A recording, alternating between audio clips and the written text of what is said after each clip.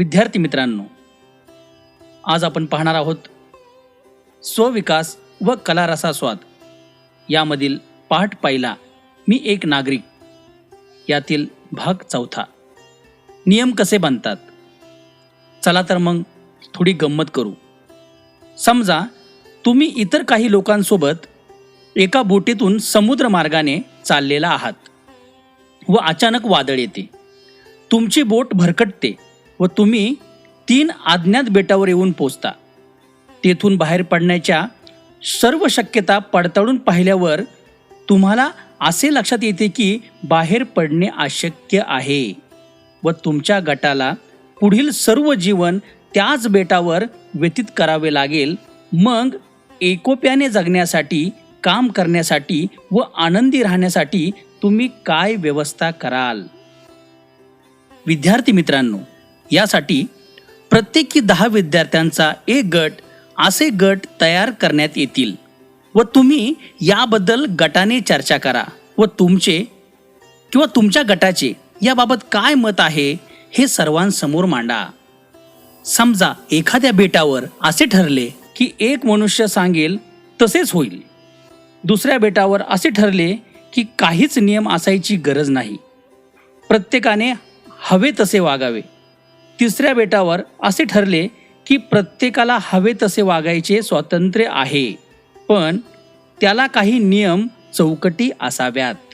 तर तिन्हीपैकी कोणत्या बेटावरील लोक जास्त आनंदी असतील असे तुम्हाला वाटते आणि का? याबद्दल तुम्ही आपापसात तुमच्या गटामध्ये चर्चा करा. यामध्ये पहिलं, जे नियम बनवले त्याचा आधार काय होता? 2. बनवलेले नियम काही मूल्यांवर आधारित होते का? 3. सर्व गटातील नियमांमध्ये काही सारखेपणा जाणवला का? आणि 4. कोणत्या गटातील लोक जास्त आनंदी असतील असे तुम्हाला वाटते? विद्यार्थी मित्रांनो, समजून घ्या. एखादी व्यवस्था प्रभावी पद्धतीने चालायची असेल तर तिला नियमांची चौकट लागते. या नियमांच्या मागे काही मूल्यांचा विचार असावा लागतो. मूल्यांबद्दल आपण मागील वर्षी शिकलो. जशी वैयक्तिक मूल्ये असतात तशीच काही सार्वजनिक, सर्व समाजाची म्हणून मूल्ये असतात. एकत्र मिळून आनंदाने राहण्यासाठी ती मूल्ये अतिशय महत्त्वाची असतात. चला तर थोडा विचार करू. या आधीच्या उपक्रमात पाहिल्याप्रमाणे आपल्याला जर आपल्या मनासारखे वागायचे स्वातंत्र्य हवे असेल, पण तरी काही नियम घालून घ्यायचे असतील, तर ते नियम कोणत्या मूल्यांवर आधारित असायला हवे? तुमच्या वहीत याबाबत लेखन करा. यापूर्वी आपण जे गट तयार केले त्या गटाप्रमाणे एकत्र बसा व कोणत्याही 5 मूल्यांवर आधारित नियम केल्यास लोकांना मिळून मिसळून आनंदाने राहता येईल व काम करता येईल याबाबत आपल्या वहीत लेखन करा. आता आपण पाहूया भाग 5वा, नियमांमागील मूल्ये. पुढील घटनांबद्दल तुम्हाला काय वाटते? 1. निशिगंधाचे वरिष्ठ तिला बोलले. 2. मित्राने मनमीतचा सगळ्यांसमोर अपमान केला. 3. पालक शोएबला पाहुण्यांसमोर ओरडले. आणि 4.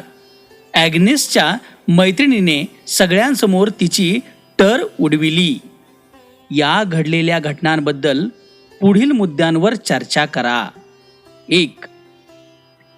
दिलेल्या घटनेमध्ये त्या व्यक्तीचा अपमान झाला आहे का असे तुम्हाला वाटते का? 2. जर अपमान होत राहिला तर ती व्यक्ती अपमान करणाऱ्या सोबत मिळून मिसळून काम करेल का आणि एकोप्याने राहू शकेल का? 3. समाजात एकत्र वावरताना प्रत्येकाशी आदराने वागले गेले पाहिजे असे तुम्हाला वाटते का? या प्रश्नांबाबत तुमचे मत आवर्जून मांडा. याबद्दल तुम्हाला काय वाटतं त्या भावना नक्कीच व्यक्त करा. समजून घ्या. समाजात मिळून मिसळून एकोप्याने आनंदाने राहायचे झाल्यास प्रत्येक माणसाने इतरांचा आदर करणे अत्यंत महत्त्वाचे आहे. म्हणून आदर हे मूल्य जपणे गरजेचे आहे. आपल्याला एखाद्या व्यक्तीचे मत पटले नाही तरी देखील तिचा आदर केलाच पाहिजे. पुढीलपैकी कोणत्या कृतीतून आदर व्यक्त होतो व कोणत्या कृतीतून होत नाही असे तुम्हाला वाटते? 1. समोरासमोर गोड बोलणे पण मागाहून इतरांकडे त्या व्यक्तीची निंदा नालस्ती करणे. 2. मोठ्यांना बसायला जागा न देणे. 3. 2 व्यक्ती समोरासमोर आल्या असल्यास एकाने दुसऱ्याला जायला रस्ता देणे. 4. एखाद्याच्या कमतरतेविषयी चेष्टा करणे, चिडवणे. 5. कोणी बोलत असल्यास त्याला किंवा तिला मध्येच तोडणे. 6. एखाद्याचे म्हणणे उडवून लावणे. 7. एखादा बोलण्यासाठी प्रयत्न करीत असेल तर त्याच्याकडे दुर्लक्ष करणे. 8. तोंड वाकडे करणे, मान वेळावणे, डोळे फिरवणे. 9. कोणी तुमच्याशी बोलत असल्यास मोबाईलशी खेळत बसणे. वरील उदाहरणांसारखी आणखी काही उदाहरणे तुम्हाला सांगता येतील का? यावर अशी अनेक काही उदाहरणं असतील, ती तुम्ही शोधा. आदर हा अनेक कृतीमधून व्यक्त होतो, तसाच अनादर अनेक कृतीमधून व्यक्त होतो. एखाद्या व्यक्तीचा अनादर केल्यास त्या व्यक्तीवर तर परिणाम होतोच, परंतु त्याने आपल्यावरही परिणाम होतो का याबाबत आत्मपरीक्षण करा. निर्जीव वस्तूंना दाखविलेला आदर. पुढील काही गोष्टी व घटकांचा आदर राखणे म्हणजे काय याचा विचार करा. उदाहरणार्थ अन्न, नदी, तलाव, समुद्र, बस, ट्रेन इत्यादी वाहतुकीची साधने, जंगल, तुमच्या आजूबाजूचा परिसर. आता आपण पुढील मुद्द्यांवर चर्चा करणार आहोत. 1. दिलेल्या संसाधनांचा आदर आपल्याकडून होतो का? 2. या संसाधनांचा आदर राखण्यासाठी आपण काय केले पाहिजे यासाठी समजून घ्या. एखाद्या संसाधनाचा आदर करणे म्हणजे त्याचे मूल्य न जाणणे, त्याची किंमत न करणे. व्यक्तीचा अनादर केल्यास त्यांच्यावर व आपल्यावरही परिणाम होतो. तसेच आपल्या देशातील संसाधने, सोयी सुविधा जसे की जंगले, पाणी, जमीन, वीज, शिक्षण, आरोग्य इत्यादींचा अनादर केल्यास त्याचाही परिणाम आपल्या जीवनावर होतो. ती संसाधने खराब होतात किंवा संपतात. सर्वांना समप्रमाणात मिळत नाहीत. चला तर मग थोडी गंमत करू. अशी कोणतीही एक कृती शोधून काढा जी तुम्हाला एकट्याला करता येईल. त्यासाठी कोणत्याही सजीव किंवा निर्जीव घटकांची मदत तुम्हाला घ्यावी लागत नाही आणि यासाठी तुम्हाला थोडा वेळ दिला जाईल. व त्यानंतर मला सांगा की 1. खरोखर अशी कृती तुम्हाला सापडली का? 2. की जी कृती करण्यासाठी कुठल्याही सजीव अथवा निर्जीव घटकांची गरज लागत नाही. 3. अशा किती कृती तुम्हाला सापडल्या? 4. आता तुम्हाला यावरून काय निष्कर्ष काढता येईल याबाबत तुम्ही विचार करा आणि याबाबत तुम्ही आपल्या नोंदवहीत लेखन करा. थोडा विचार करा. तुम्हाला जर एखादे चॉकलेट खायचे असेल तर यासाठी तुम्ही कोणाकोणावर अवलंबून आहात? ते चॉकलेट बनविण्यासाठी लागणाऱ्या कच्च्या मालाचे उत्पादन करणारे लोक, त्यांना लागणारी संसाधने, कारखान्यात काम करणारी माणसे, मालाची वाहतूक करणारी माणसे, त्याचे विक्रेते आणि ते विकत घेण्यासाठी पैसे कमावणारे आणि देणारे पालक इत्यादी. अशाच पद्धतीने खालील दिलेल्या कृतीसाठी तुम्ही कशावर अवलंबून आहात त्याची बारकाईने यादी तयार करा. 1. तुम्हाला शाळेच्या सुट्टीत खेळ खेळायचा आहे. 2. तुम्हाला गाणी ऐकायची आहेत. 3. तुम्हाला पावसात भिजायचे आहेत. आता तुमच्यासमोर हे चित्र दाखवलेलं आहे. दिलेल्या चित्रात कुठला घटक नसला तरी चालेल असे तुम्हाला वाटते? म्हणजे तुमच्या लक्षामध्ये आले असेल की दिलेल्या चित्रातील सर्वच घटक महत्त्वाचे आहेत. त्यापैकी एकही नसला तरी दिलेली कृती पूर्ण करता येणार नाही किंवा होणार नाही. थोडा विचार करा. आपल्या वैयक्तिक गरजा पूर्ण करण्यासाठी देखील आपण समाजातील विविध घटकांवर अवलंबून असतो.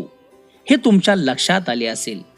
आपल्याला चांगले जगण्यासाठी समाजातील प्रत्येक घटकांची गरज असते. ही गरज आपण कशी भागवायला हवी?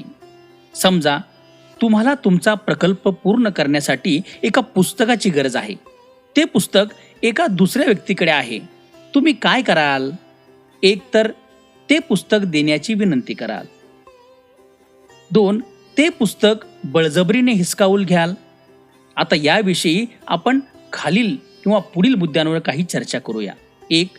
या दोन्ही मार्गाचे परिणाम काय होतील? 2. यापैकी कुठला मार्ग दीर्घकाळ चालणारा, आनंददायी, तणावविरहित व दोन्ही बाजूंचे हित साधणारा आहे असे तुम्हाला वाटते? 3. जर असेच प्रत्येकाने हवे ते हिसकावून घेणे चालू ठेवले तर पुढे पुढे त्याचे परिणाम काय होतील? आणि 4. समाज आनंदाने, एकोप्याने राहील का? याकरिता समजून घ्या की मिळून मिसळून एकोप्याने राहण्यासाठी एकमेकांना सहकार्य करणे हे अत्यंत महत्त्वाचे आहे. म्हणून प्रत्येकाशी सहकार्य करण्याचे मूल्य जपणे गरजेचे आहे. आता पुढील गोष्टींबाबत विचार करा. अशा प्रसंगामध्ये तुम्हाला काय वाटते की घरामध्ये एकाच्याच आवडीचे टीव्ही चॅनल लावले जातात. 2. घरामध्ये केलेला एखादा आवडीचा पदार्थ घरातील एकाच सदस्याने संपवला व तुम्हाला मिळालाच नाही. 3. गॅदरिंगमध्ये ठराविक विद्यार्थ्यांनाच सादरीकरण करण्याची संधी मिळाली. या सर्व घटनांबाबत तुमचे काय उत्तर आहे याचे स्पष्टीकरण द्या. या गोष्टी तुमच्यासोबत झाल्यास तुम्हाला आवडेल का? आणि आवडणार नसल्यास तुम्हाला याबाबतीत कशाचा त्रास होतो याबाबत तुमची मतं मांडा. आता काही प्रश्न. आवडता चॅनल बघता येणे, आवडीचा पदार्थ खायला मिळणे व सादरीकरण करण्याची संधी मिळणे हे सर्व तुम्हाला तुमचे हक्क वाटतात का? तुमचा हक्क डावलला गेला तर तुम्हाला त्याचा त्रास होतो का? तुम्हाला तुमचे कोणते हक्क आहेत असे वाटते? अशा काही व्यक्तिगत हक्कांची यादी तुमच्या वहीत तयार करा. यामध्ये ही यादी करताना पहिल्यांदा अनुक्रमांक द्या की जसे की 1. हक्काचे नाव. उदाहरणार्थ चांगल्या शिक्षणाचा हक्क. त्यात कशाचा समावेश असावा? उदाहरणार्थ सर्व विषय समजणे, सर्वांगीण विकास होणे. यातले कोणते हक्क इतरांचे देखील आहेत असे तुम्हाला वाटते? आता आपण अशा काही हक्कांविषयी जाणून घेऊया की जे सर्वांसाठी समान आहेत. 1. सुरक्षिततेचा हक्क. 2. शिक्षणाचा हक्क. 3. निरोगी आयुष्याचा हक्क. आणि 4. शुद्ध हवा, पाणी आणि अन्न मिळवण्याचा हक्क. थोडा विचार करा. वरील हक्क सर्वांना मिळावेत यासाठी आपल्यावर काही जबाबदारी येते का? उदाहरणार्थ सर्वांना सुरक्षिततेचा हक्क असेल तर रहदारीचे किंवा सुरक्षेचे नियम पाळणे ही आपली जबाबदारी आहे. सर्वांना निरोगी आयुष्य मिळणे हा हक्क असेल तर व्यसन न करणे, योग्य आहार व व्यायाम करणे, सार्वजनिक स्वच्छतेचे नियम पाळणे ही आपली जबाबदारी आहे. शुद्ध पाणी मिळणे हा हक्क असेल तर नदीत कचरा न टाकणे ही आपली जबाबदारी आहे. आणखी एक उदाहरण पाहू. एका ड्रायव्हरने सिग्नल पाळला. यामागे 2 शक्यता असू शकतात. 1. ट्रॅफिक पोलीस समोर उभे आहेत. 2. लाल सिग्नल आहे याचा अर्थ थांबणे. पहिल्या शक्यतेमध्ये ड्रायव्हरने चूक केली असता त्याला शिक्षा करण्याचा अधिकार असलेली व्यक्ती समोर आहे. दुसऱ्या शक्यतेमध्ये सुरक्षितता हा सर्वांचा हक्क आहे, त्यामुळे रहदारीचे नियम पाळले गेले पाहिजेत ही अंतर्गत प्रेरणा आहे. इतरांचे हक्क सुरक्षित राखण्यासाठी विधायक पर्याय हे अंतर्प्रेरणेने निवडले जावेत. विद्यार्थी मित्रांनो, समजून घ्या, लोकशाही ही एक शासन पद्धती आहे, हे आपण यापूर्वी पाहिलेच आहे. मात्र लोकशाही सशक्त होण्यासाठी आपली जीवनशैली देखील लोकशाहीच्या मूल्यांवर आधारित असणे गरजेचे आहे. लोकशाहीच्या मूल्यांवर आधारित जीवनशैली म्हणजे प्रत्येक व्यक्तीप्रती आदर ठेवणे, सहकार्य करणे आणि मिळवणे, प्रत्येक व्यक्तीचा आदर आणि सन्मानाने जगण्याचा समान हक्क आहे याचे भान ठेवणे, हक्काच्या जोडीने येणारी जबाबदारी देखील स्वीकारणे व त्यासाठी आवश्यक असलेली विधायक कृती ही अंतरप्रेरणेने करणे. तुमच्या पुस्तकातील प्रतिज्ञा वाचा, त्यात काय दिसून येते यावर विचार करा आणि नेहमी चांगल्या गोष्टीचं अनुकरण करा.